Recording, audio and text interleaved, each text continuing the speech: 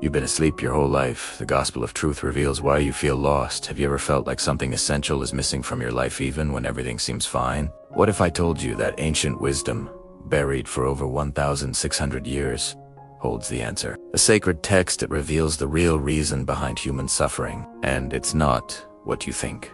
Today, we're unlocking the Gospel of Truth, a forbidden manuscript that challenges everything you thought you knew about spirituality, existence, and the journey back home. Stay with me, because what you're about to discover might just change your life forever. The hidden scripture that rewrites everything we know, discovering the forgotten path to inner freedom. Picture this.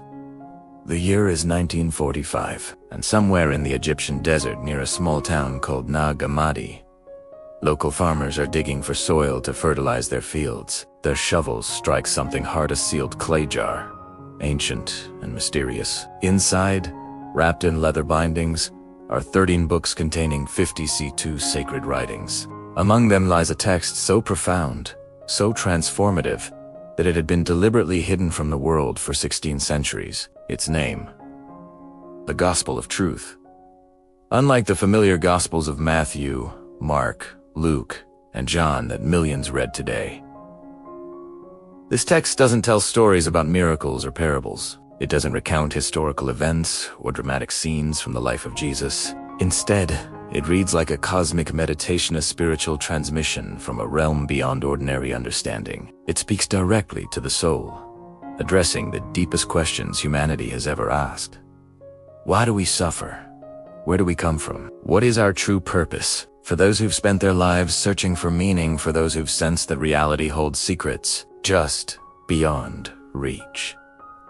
For those who've experienced moments of profound clarity only to lose them again in the fog of daily life, this gospel speaks your language. It's a message crafted not to control or command, but to awaken something ancient within you. The Gospel of Truth emerged from a fascinating period in human history, the 2nd century of the Common Era. Christianity was still young, diverse, and filled with competing visions of what it meant to follow the teachings of Christ.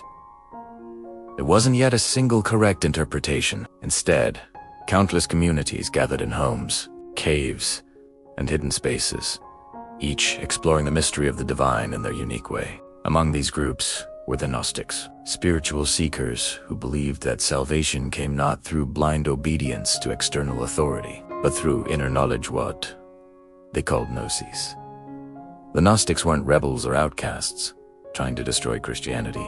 They were mystics, philosophers, and deeply devoted seekers, attempting to understand the profound mystery of existence. They believed that within every human being lives a spark of the divine source, itself a fragment of infinite light, trapped in a world of shadows and illusions. And they taught that the path back to wholeness required not faith alone, but direct spiritual experience and deep inner knowing. Scholars believe this gospel was likely written by or heavily influenced by a brilliant teacher named Valentinus. Far from being a fringe figure, Valentinus was one of the most respected Christian thinkers of his time. Historical records tell us he nearly became the Bishop of Rome, which would have made him one of the most powerful religious leaders in the world. His teachings emphasized that humanity had forgotten its divine origin and that Christ came not to punish or judge, but to help people remember who they truly are. The language of the Gospel of Truth is unlike anything else in early Christian literature. It doesn't lecture or demand.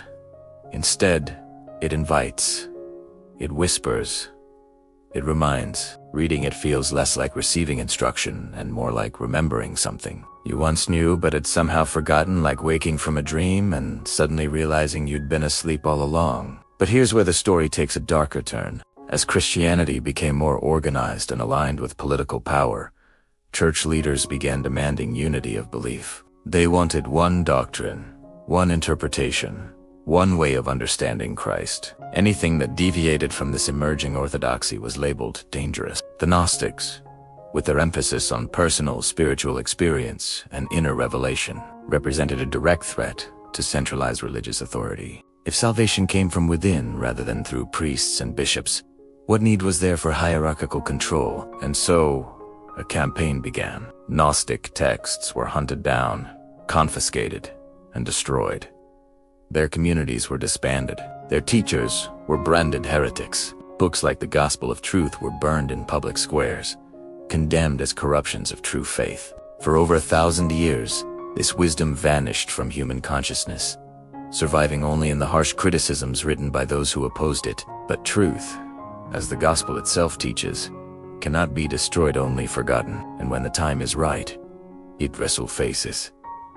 That moment came in 1945 when those farmers unearthed the Nag Hammadi library. Suddenly, after 16 centuries of silence, the voice of the gospel of truth could be heard once more. Scholars who first translated the text were astonished by its beauty, depth, and radical message of spiritual liberation. What makes this rediscovery so important isn't just historical curiosity. It's the realization that an entire dimension of early Christianity focused on inner transformation, mystical experience, and personal awakening had been systematically erased from collective memory. The gospel of truth offers us a window into a lost world where spirituality was about exploration rather than conformity, where questions were celebrated rather than feared, where the divine wasn't distant and judgmental but intimate and loving. Today, in an age where so many feel disconnected, anxious, and spiritually adrift, this ancient text speaks with startling relevance. It addresses the modern crisis of meaning, the epidemic of forgetfulness that leaves people searching endlessly for fulfillment in external things while the treasure they seek lies hidden within. It offers a path, not of guilt and fear, but of remembrance and joy. So as we journey deeper into the gospel of truth, remember, you're not just learning about an ancient manuscript. You're encountering a living transmission, a message that has waited patiently through centuries of darkness to reach you at this exact moment. Because perhaps you are one of those souls it was written for, one of those ready to remember. The cosmic mystery of forgetfulness. Why we suffer and how we lost our way. Let's talk about something that might sound strange at first, but stay with me, V. Because once you grasp this concept, everything about your life will begin to make sense in a completely new way. The gospel of truth teaches that the root of all human suffering isn't sin. It isn't punishment from an angry deity. It isn't even your fault. The real cause of every pain, every fear, every moment of anxiety you've ever experienced comes from one simple thing: forgetfulness. Think about that for a moment. Forgetfulness.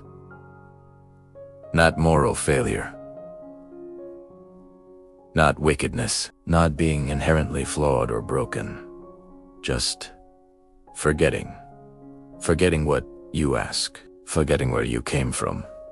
Forgetting your true nature. Forgetting that you carry within you a spark of the divine source, the infinite, boundless reality that existed before time, before matter, before the universe itself took form. Imagine a child who becomes separated from their parents in a crowded marketplace. At first, there's confusion. Then comes fear. The child looks around, seeing only strangers and unfamiliar faces. Panic sets in. The world suddenly feels dangerous, hostile, overwhelming. But here's the thing, the parents haven't abandoned the child. They're searching desperately. The separation is temporary, and reunion is inevitable. The child's suffering comes not from being unloved or rejected, but simply from forgetting, in that moment of terror, that they belong to someone who cares deeply for them. This is humanity's story according to the gospel of truth. We are spiritual beings who have wandered into a realm of matter and form, and in the process, we've forgotten our origin. We've forgotten that we belong to something vast, loving, and infinitely greater than the small, fearful identities we've constructed. And from this fundamental forgetting flows everything else: our death anxiety, our desperate search for meaning, our feelings of isolation and loneliness, our endless striving for validation from external sources. The text describes this state with haunting poetry. Ignorance brought terror and fear, and terror grew dense like a fog, so that no one could see. Think about that image. A fog so thick you can't see your hand in front of your face. You know logically that the sun still exists beyond the mist, but in your immediate experience, there's only gray confusion. You stumble forward, uncertain, afraid of what might be lurking in the shadows. This is the human condition, because we're evil, but because we're disoriented. Now, here's where the Gnostic understanding gets really interesting. The gospel of truth teaches that this forgetfulness didn't happen by accident. It emerged from what the text calls error, not sin in the traditional sense. but a kind of cosmic mistake, a misalignment in the fabric of reality itself. Error is portrayed almost as a living force, described with feminine pronouns throughout the text, working to maintain illusions and keep souls trapped in ignorance. According to this gospel, error created the material world we inhabit, not the entire cosmos, mind you, but this specific realm of density,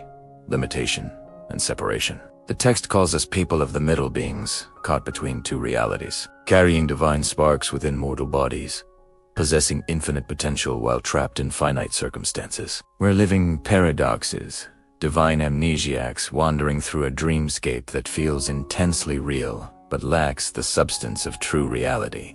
And this is crucial, the story doesn't end with us being lost, because the moment forgetfulness entered existence, something else emerged as well. Knowledge. The text says, knowledge materialized into existence so that forgetfulness might be destroyed. In other words, the universe itself contains a corrective force, a built-in mechanism for healing the wound of separation and ignorance. This knowledge isn't the kind you get from books or lectures. It's not intellectual information you can memorize and recite. The Gnostics called it Gnosis. Direct, experiential, knowing that bypasses the rational mind and speaks to the deepest core of your being. It's the sudden flash of recognition when something clicks into place. It's the moment of awakening when you realize you've been dreaming. It's the instant when the fog clears and you see clearly for the first time. Let me share something from the text that beautifully captures this. Once the Father is known, forgetfulness vanishes out of existence. Read that again, slowly. Forgetfulness doesn't need to be fought against or struggled with. It simply disappears in the presence of remembrance. Like darkness naturally dissolves when you turn on a light. You don't have to battle the darkness. You just need to find a switch. And this brings us to one of the most revolutionary aspects of the Gospel of Truth. It's understanding of what Jesus came to do. In traditional Christianity, Jesus is often portrayed as the one who dies to pay a debt, to satisfy divine justice, to appease an angry father who demands blood sacrifice. But the Gospel of Truth tells a radically different story. Jesus appears as the first emanation from the Father of Truth, a cosmic being who descends into the realm of forgetfulness, specifically to enlighten those trapped in darkness. He doesn't come to judge. He doesn't come to condemn. He comes to illuminate. He comes to remind. He comes to be the voice calling out in the wilderness of human confusion, saying, remember who you are. Remember where you came from. Wake up from this dream of separation and return to the truth. Whenever the force of ignorance and illusion, Jesus bringing this light of remembrance, she becomes angry and persecutes him. But here's the beautiful part. Jesus makes her powerless simply by existing, simply by being truth incarnate. And when he's nailed to a tree, notice the text says tree rather than cross, echoing the tree of knowledge from Genesis.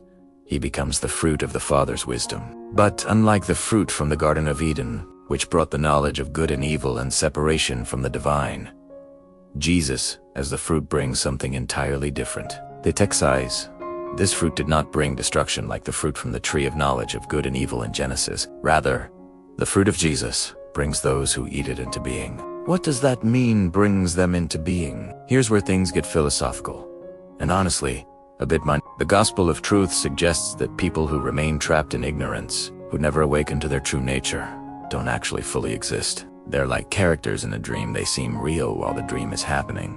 But once you wake up, you realize they were just projections, illusions without substance. The text puts it this way. Those who are in darkness, meaning those who don't know the Father of Truth, don't actually exist at all. They exist like phantoms in a dream, but that's it. In other words, true substantial, eternal being belongs only to those who have awakened to knowledge. Everyone else is living in a kind of shadow state, mistaking the dream for reality, believing the illusions are solid. This might sound harsh at first, but consider it from another angle. When you're living in forgetfulness, identified completely with your small, separate self, caught in endless cycles of fear and desire, constantly reacting to circumstances beyond your control, are you truly alive? Or are you just going through the motions, like a sleepwalker stumbling through a pre-programmed routine? True life, according to this gospel, begins the moment you remember.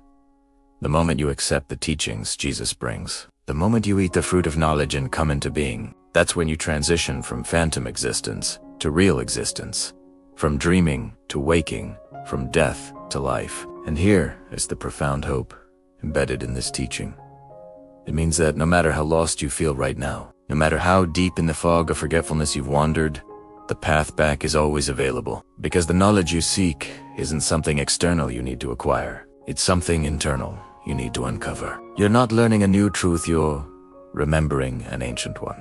The living book and the journey home, understanding Christ as the revealer of hidden truth. There's a moment in the Gospel of Truth that feels almost cinematic in its power. The text describes a living book of the living that exists in the Father as thoughts and mind, a book containing all the names of those destined to awaken, all the wisdom of creation, all the secrets of existence itself. But here's the catch.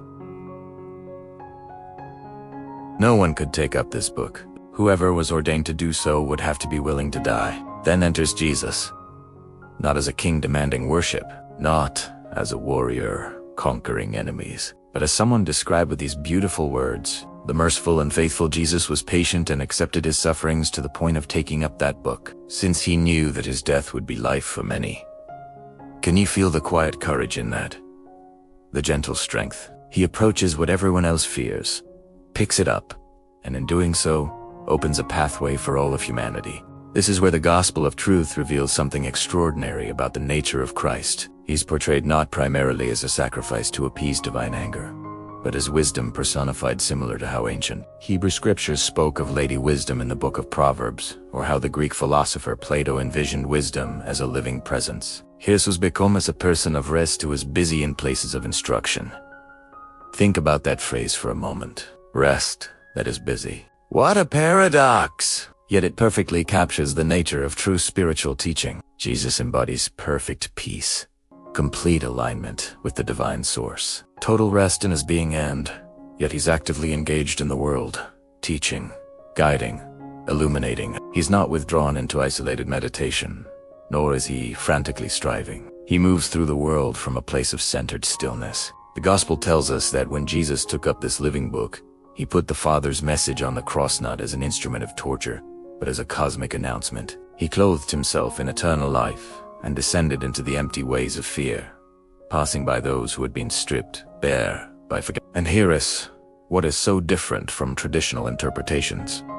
His death is unearthed, presented as payment for sin. It is presented as the ultimate act of revelation, the tearing away of the final veil, separating humanity from divine truth. What Jesus reveals, according to this text, is breathtaking in its implications. He shows that the Father's bosom is the Holy Spirit, and the Father's hidden self is the Son. In other words, the divine isn't some distant, unreachable being sitting on a throne far away. The divine is intimately woven into the very fabric of existence, closer to you than your own breath, more present than your own thoughts. The text describes this revelation beautifully. When they saw and heard him, he let them taste him and smell him and touch the beloved Son. Notice the sensory language: taste, smell, touch. This isn't abstract theology. This is experiential knowing, direct encounter with the sacred that engages every part of your being. Jesus becomes the bridge between the invisible and visible, making the unknowable knowable, bringing the infinite into finite form so human consciousness can grasp it. And who are the ones capable of receiving this revelation? The gospel is clear: those whose names are written in the book of life. Now, this might sound like predestination, like some people are chosen and others aren't. But look deeper. The text suggests that those whose names are written are simply those who are willing to learn, those who hear the call and respond. It's not about arbitrary selection, it's about readiness, receptivity, openness to truth. The gospel puts it this way: one whose name has not been spoken is ignorant. For how could a person hear if that person's name had not been pronounced? Whoever remains ignorant until the end is a creature of forgetfulness and will perish with it. Your name in this context represents your true identity, your divine essence, the unique expression of the infinite that you are. When Christ speaks your name, he's calling forth your authentic self from beneath the layers of false identity and accumulated pain. This brings us to one of the most practical and transformative teachings in the entire gospel. It describes a clear distinction between two types of people: those who have knowledge and those who remain in ignorance. But here's what's crucial: this isn't about intelligence or education. Someone can have multiple degrees and still be spiritually asleep. Someone else can be illiterate and fully awake. Those with knowledge, Texas, know where they come from and where they are going. They know as one who, having become intoxicated, has turned from his drunkenness and, having come to his senses, has gotten control of himself. What a perfect metaphor. Think about being drunk. Your perceptions are distorted. Your judgment is impaired. You might do things you'd never do sober, and the whole experience feels surreal. Then you sober up, and suddenly everything becomes clear again. You remember who you are. This is the journey of awakening. You've been intoxicated by the illusions of the material world, drunk on fears and desires, stumbling through life in a confused state. But when knowledge comes, it's like sobering up. The fog clears. You see reality as it actually is. You remember your origin and recognize your destination. The Gospel of Truth then makes a fascinating claim about the Trinity, the relationship between Father, Son, and Holy Spirit long before the doctrine was officially formulated by the Church. Listem totis, the Father opens his bosom, and his bosom is the Holy Spirit. He reveals his hidden self, and his hidden self is his Son, so that through the Father's mercy, the eternal realms may know him and end their weary search for the Father and rest in him, knowing that he is rest. This isn't trying to explain the Trinity as a theological puzzle to be solved. It's describing a lived experience of the divine as simultaneously transcendent, the Father beyond all conception, immanent to spirit within all things, and incarnate the Son in human form. These are you and three separate beings, but three ways.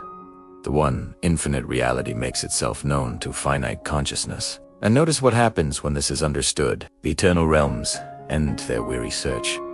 How many of us are exhausted from searching? How much energy have we spent trying to find fulfillment, meaning, peace, love, looking everywhere except the one place where it actually exists? The gospel is saying the search can end, not because you've acquired something new, but because you've realized what was already present. Now, let's address what might be the most challenging teaching in this gospel. It emphasizes unity as the essence of salvation. To text says, by means of knowledge, they will purify themselves from multiplicity into unity, devouring matter within themselves, like fire, darkness, by light, death. This is alchemical language, the transformation of lead into gold, the refinement of consciousness, from scattered to unified, from fragmented to whole. In practical terms, this means that awakening involves integrating all the parts of yourself you've rejected, denied, or hidden away. All the shame, all the pain, all the aspects of your personality you deem it unacceptably.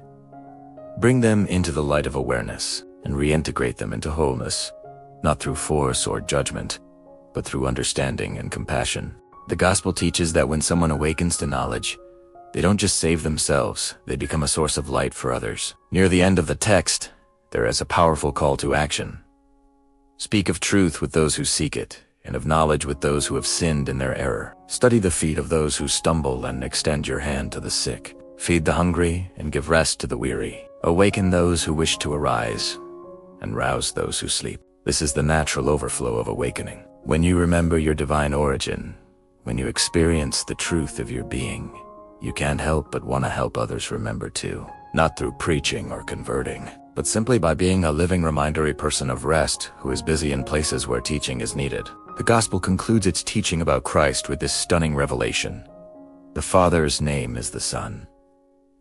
The Father's name is not pronounced, it is revealed through the Son. Your true name, your deepest identity, cannot be spoken in ordinary language. It can only be revealed through lived experience, through direct knowing, through the awakening of consciousness that Christ represents. When you hear this name, when Christ speaks your true identity into awareness, everything changes. You're no longer wandering in the fog. You're no longer a phantom in someone else's dream.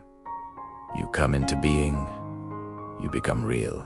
You remember, waking from the dream of separation. Practical wisdom for modern spiritual seekers. Let's get deeply practical now. Because the Gospel of Truth isn't just ancient philosophy meant to be studied from a distance. It's a manual for transformation, a guidebook for the journey from forgetfulness to remembrance. And the beautiful thing is, its wisdom speaks directly to the struggles we face in modern life, perhaps even more powerfully than it did in the 2nd century. The text uses a series of striking metaphors to describe the human condition, and one of the most powerful is the dream metaphor. It says that those caught in ignorance are like people fast asleep, found themselves prey to nightmares. In these dreams they are fleeing somewhere, or they cannot get away when chased, or they are in a fight, or they themselves are beaten, or they are falling from heights, or they fly through the air with no wings. Does that sound familiar? How many of us have experienced exactly these kinds of anxiety dreams? But here is the deeper truth. The gospel is pointing to waking life for most people is essentially the same thing. We're constantly running from fears we can't quite name. We feel pursued by threats that may not even be real. We're fighting battles that exist primarily in our minds. We experience the sensation of falling without ground beneath us. We desperately try to fly but lack the wings to do so. The gospel continues. This continues until those experiencing all these dreams wake up. Those caught in the middle of all these confusing things say nothing because the dreams are nothing. So it is with those who cast off ignorance from themselves like sleep. They do not consider it to be anything, nor do they regard its features as real, but they put them aside like a dream in the night. Think about that moment when you wake from a nightmare. For a few seconds, your heart might still be racing, but then you realize none of it was real. The monster chasing you doesn't exist. The catastrophe you were fleeing never happened. The danger that felt so immediate was purely imaginary, and with that realization comes profound relief. Your breathing slows, your body relaxes. You return to peace. This is exactly what happens in spiritual awakening. All the fears that have controlled you, all the anxieties that have dominated your thoughts, all the endless worries about the future, they don't disappear because you solve them or overcome them. They disappear because you recognize them for what they are. Dreams, illusions, phantoms, without substance. And just like that, their power over you evaporates. The gospel describes this awakening process with such tenderness. Good for one who comes to himself and awakens, and blessed is one who has opened the eyes of the blind. The Spirit came to this person in haste. When the person awakened, having given its hand to the one lying prone on the ground, the Spirit placed him firmly on his feet, for he had not yet risen. Notice the language here. The Spirit doesn't scold or judge. It comes in haste, rushing with eagerness, not with anger. It extends a hand to help you stand. It places you firmly on your feet. There's no shame in having been lying down, no punishment for having been asleep. There's only gentle assistance, compassionate support, loving guidance back to standing. This is radically different from religious traditions that emphasize guilt, unworthiness, and the need for external salvation. The gospel of truth operates from a completely different paradigm.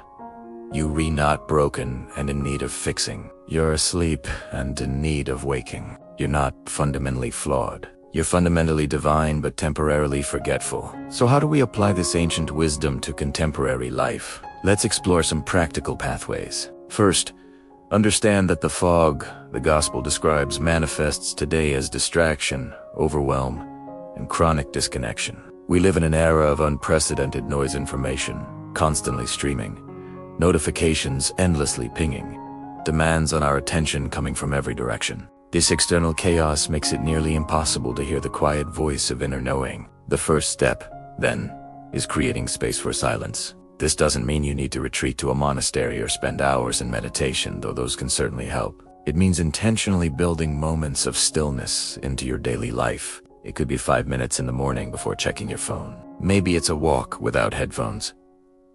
Maybe it's sitting with a cup of tea and doing nothing else. These small practices create cracks in the fog, openings through which light can enter. Second, begin practicing what the gospel calls remembrance. Throughout your day, pause and ask yourself, what have I forgotten right now? Not forgotten in terms of tasks or appointments, but forgotten in terms of your true nature. Have you forgotten that you're more than your job title? Have you forgotten that you're more than your relationship status? Have you forgotten that? Beneath all the roles and identities you perform, there's a deeper self that was never born and will never die. This practice of remembering can be done in seconds. You're stuck in traffic, feeling frustrated, pause. And remember, this frustration is part of the dream, not the reality of who I am. You're anxious about a future event, pause and remember. This anxiety is forgetfulness speaking, not truth. You're lost in self-criticism, pause. And remember, these harsh judgments are not my true voice. Each time you remember, you take a step back toward the source. Third, work with the Gospel's teaching about error and illusion. The text says that the error had no root, she was in a fog regarding the Father. This means that all the false beliefs, limiting patterns, and distorted perceptions you carry have no ultimate foundation. They're not built on truth. They're built on forgetfulness. And because they have no root, they can be dissolved relatively easily once you see through them. Here is a simple practice. When you notice a persistent negative thought pattern, I'm not good enough, I'll never succeed, people can't be trusted, ask yourself, is this thought rooted in truth, or is it rooted in the fog? Then gently remind yourself, this is error speaking. This is forgetfulness. This is not my true voice.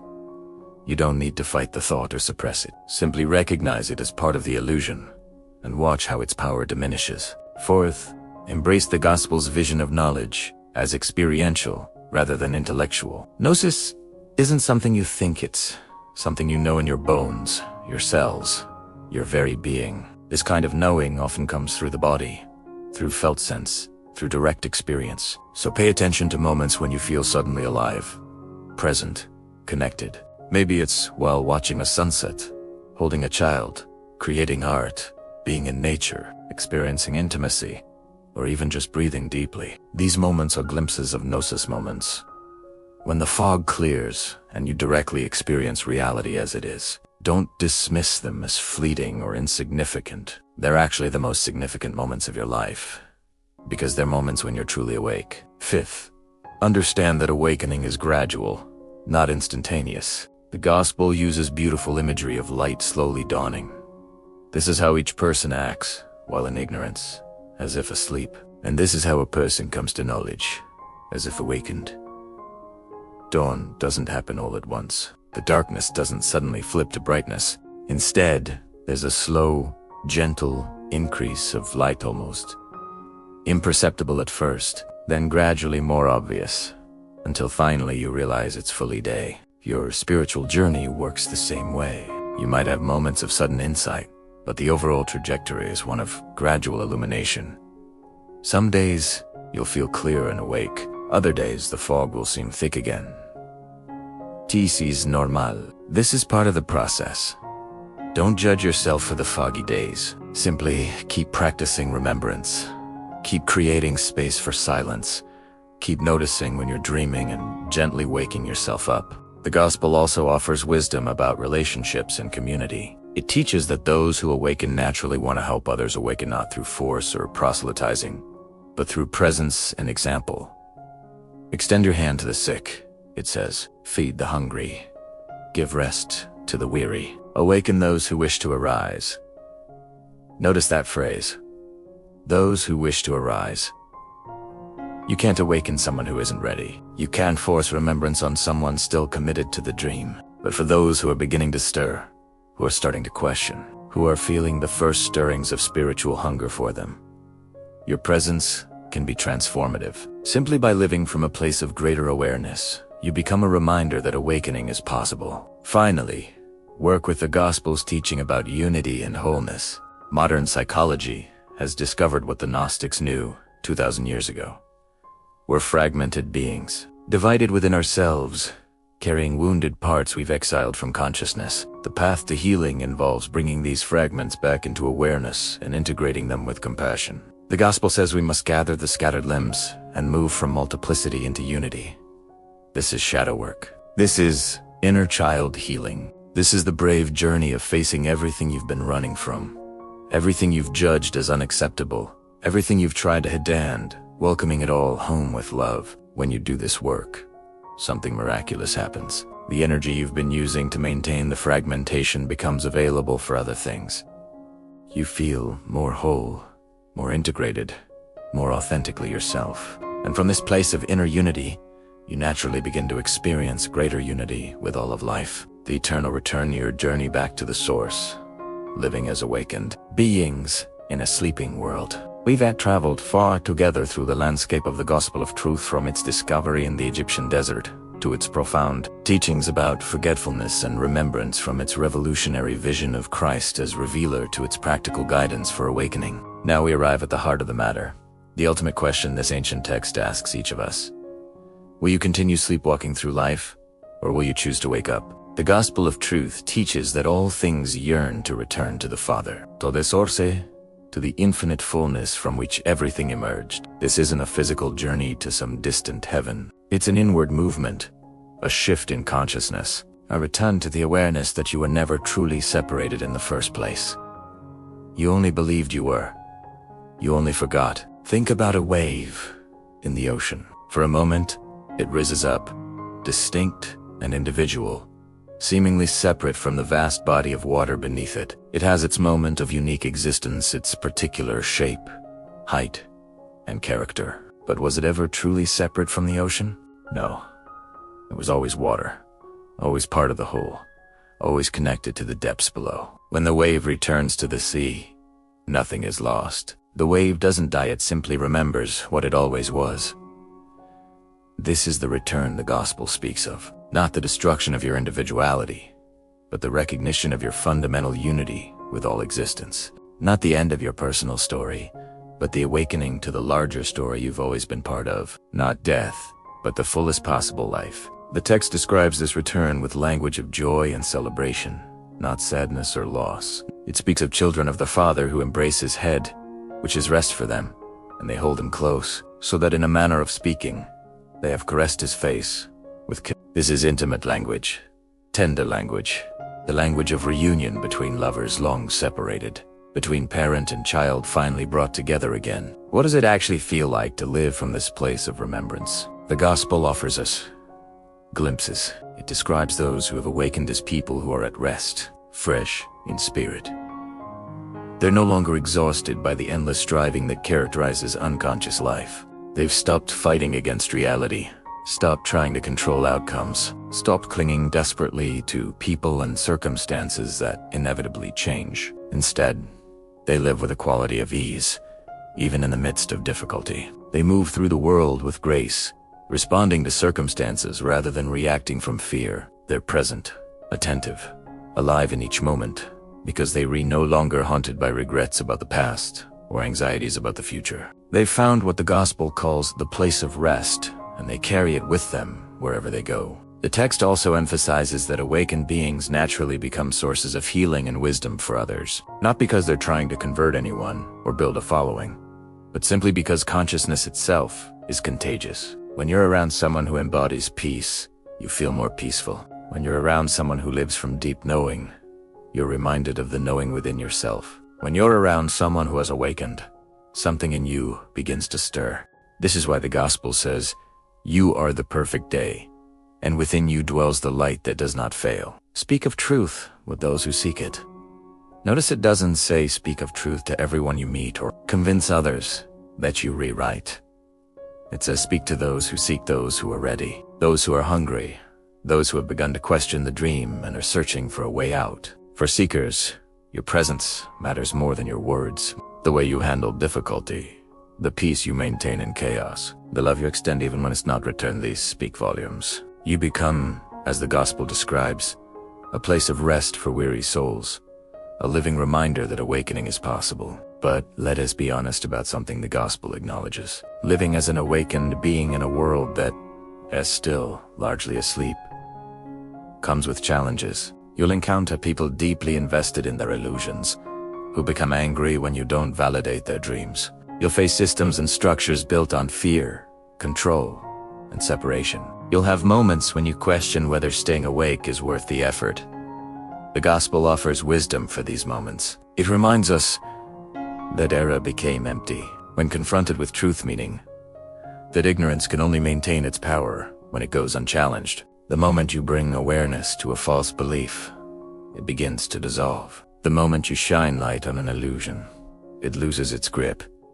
You don't need to battle against darkness. You simply need to keep remembering, keep returning to truth, Keep choosing awareness over unconsciousness. The text also teaches that those who truly awaken develop a kind of spiritual immunity to the chaos of the world. It says they do not go down to the underworld, nor do they have envy or groaning, nor is death with them.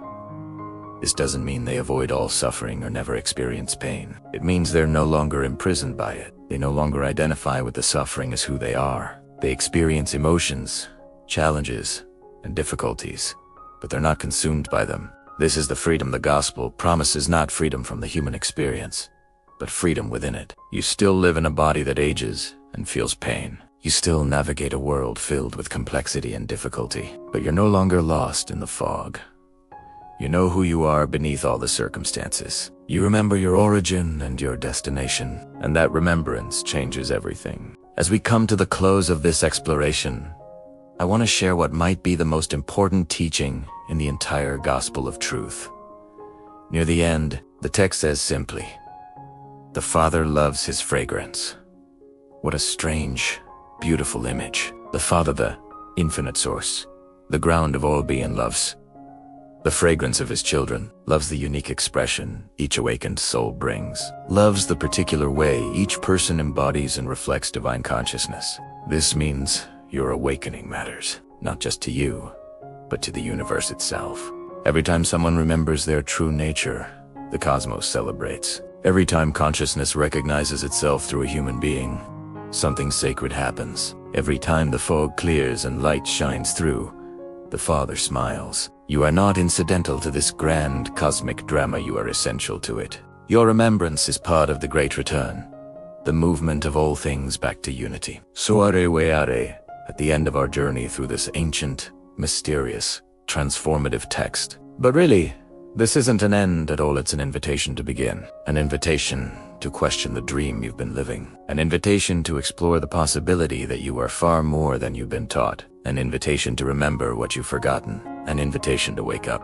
The Gospel of Truth has waited 16 centuries to reach you. It survived persecution, destruction, and deliberate erasure. It was buried in the desert, preserved by forces we may never fully understand, and rediscovered at precisely the moment in history when humanity needed it most. And now it's found its way to you, through centuries of time, across continents, and cultures, speaking words that were written 2,000 years ago but feel as fresh and relevant as if they were composed yesterday. What will you do with this invitation? Will you dismiss it as interesting philosophy and return to the comfortable fog of forgetfulness? Or will you let it work on you, slowly and steadily dissolving the illusions that have kept you bound? Will you hear the call to remember and begin the journey home? The choice, as always, is yours. But notice, the Father's name has been spoken. Your true identity has been called forth. The light within you has been acknowledged. And once you've heard that call, even if only faintly, you can never fully forget it again. Something has been planted. Something will grow. The awakening has begun. Welcome home, beloved. Welcome back to what you've always been. If this journey through the Gospel of Truth has touched something deep within you, if you felt that spark of recognition, that whisper of remembrance, that gentle stirring of awakening, then I invite you to take action right now. Subscribe to our channel, The Lost Gospels of Jesus, and become part of our community of seekers who refuse to accept the surface level of reality, who dare to ask the deeper questions, who are committed to waking up from the collective dream. Give this video a thumbs up if it resonated with you. Your like helps this ancient wisdom reach other souls who are ready to hear it, other hearts that are searching for truth, other minds that are hungry for genuine spiritual insight. Leave a comment below, sharing your thoughts, your questions, your experiences with awakening. What part of the Gospel of Truth spoke most powerfully to you? Have you had moments of gnosis, of direct knowing that transcended ordinary understanding? Your voice matters, and your insights might be exactly what someone else needs to hear today. Ring that notification bell so you never miss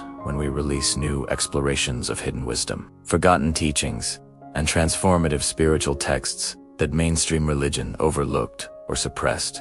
And please, share this video with friends, family members, or anyone in your life who you sense is ready for this message. Share it with those who are questioning, seeking, struggling to find meaning in a world that often feels empty. You never know, your simple act of sharing might be the catalyst for someone else's awakening. Remember, The gospel teaches that awakened beings naturally become sources of light for others. By engaging with this content, by sharing it, by discussing it, you're participating in the great work of remembrance. You're helping to thin the fog of collective forgetfulness. You're contributing to the return of consciousness to itself. The journey continues, and I'm honored to walk it with you. Until next time, keep remembering, keep awakening, keep returning to the truth of who you are.